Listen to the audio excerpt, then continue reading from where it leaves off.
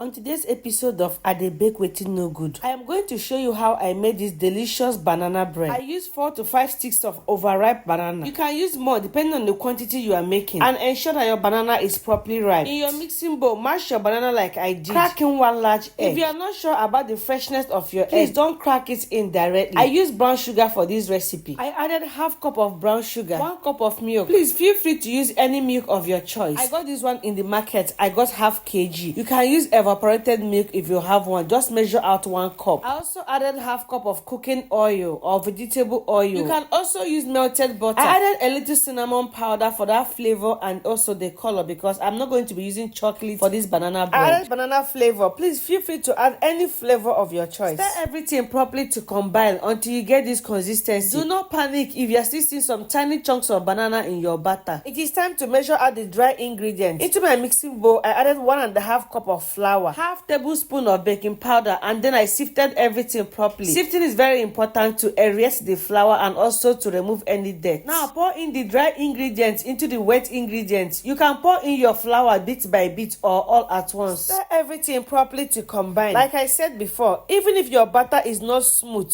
do not panic. At this point, the batter is ready. So I brought out my baking pan, brought out my baking sheet, measured it out. I saw this hack on YouTube. I don't know if I did it well. You can check out these spices on YouTube. You will see this hack. Or if you know another way you can fix your baking sheet properly, please go ahead. After fixing in the baking sheet, you can pour in your batter. At this point, you can decorate your batter with anything of your choice. You can use coconut flakes, chocolate, almonds, cashew nuts, Oreo, anything of your choice. Or you can even use the banana chunks just like I did. At this point, the batter is ready to be popped up into the oven, which I did. And 1 hour later, I checked it. The knife that I used to check it was still having some moisture, so I had to pop it into the oven again for about another 10 minutes. 10 minutes later, I was convinced that the banana bread was ready. Even the knife I used to check it was dried, and I brought it out. One of my brothers and sisters and siblings, our banana bread is ready. Let's go and cut it open to see if it came out well or not. So I noticed something. When I cut it open, it was as if the inside was still moist. One thing about banana bread is that it is usually very dense. It is not like cake that is fluffy. I had to pop it into the oven again for another 10 minutes, and at this point, it is giving everything that it is supposed to give. It came out yummy, it came out delicious, and the problem was from the setting of my oven. Thank you so much for watching, and for more amazing recipes like this, follow me for no reason.